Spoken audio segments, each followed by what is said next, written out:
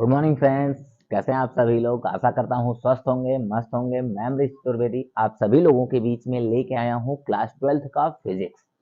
दोस्त, अगर आप पहली बार इस चैनल पे आए हैं तो इस चैनल को सब्सक्राइब कर लीजिएगा, बेल आइकन को दबा लीजिएगा ताकि जो भी वीडियो पड़े वो आप तक पहुंचता रहे। दोस्त, हम लोगों ने हमारा जो क्लास 12th का फिजिक्स है उसमें चैप्टर नंबर फर्स्ट जो है उसमें से हम लोगों ने कुछ टॉपिक को क्या किया था, पढ़ा था। दोस्त, हमारा जो अगला टॉपिक है वो है हमारा वैद्युत क्षेत्र या इलेक्ट्रिक फील्ड।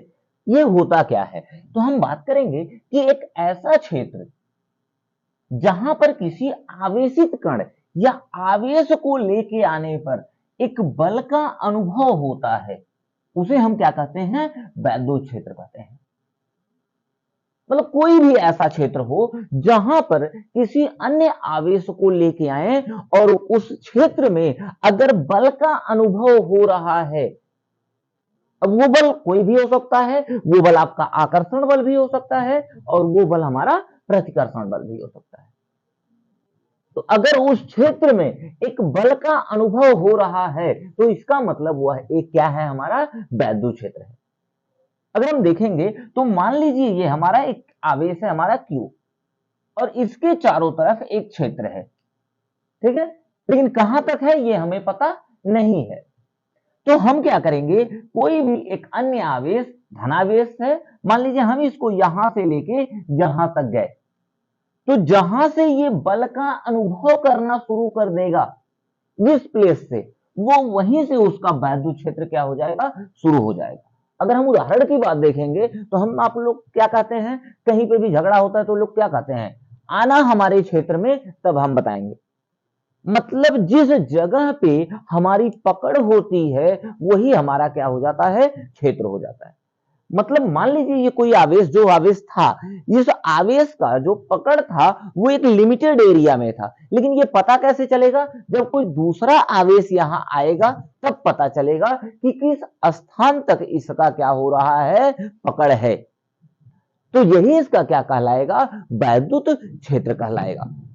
अगला जो हमारा टॉपिक है वो है हमारा वैद्युत क्षेत्र की तीव्रता, या इसी को कहा जाता है इलेक्ट्रिक फील्ड इंटेंसिटी। अब हम बात करेंगे इलेक्ट्रिक फील्ड इंटेंसिटी होता क्या है।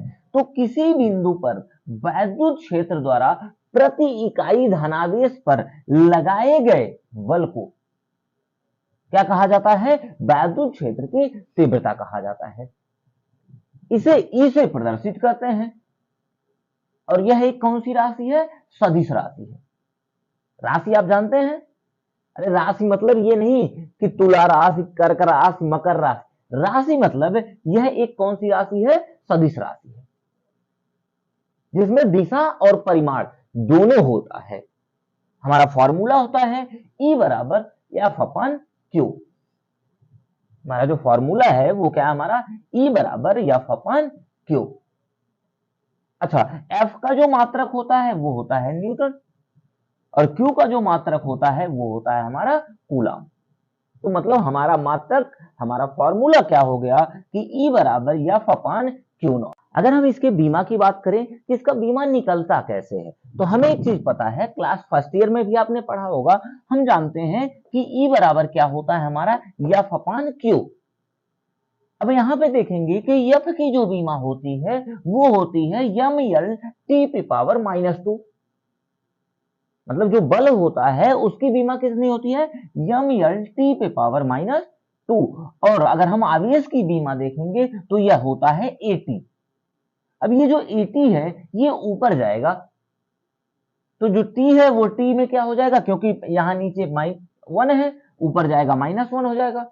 तो ये हो जाएगा हमारा एम एल टी। जब ऊपर जाएगा तो -2 और -1 मिलके क्या हो जाएगा? -3। और ए की बात करेंगे तो ए जब ऊपर जाएगा तो क्या हो जाएगा? हमारा -1 हो जाएगा। मतलब इसकी जो बीमा हो गई वो कितनी हो गई? एम एल टी पे पावर -3 और ए पे पावर -1।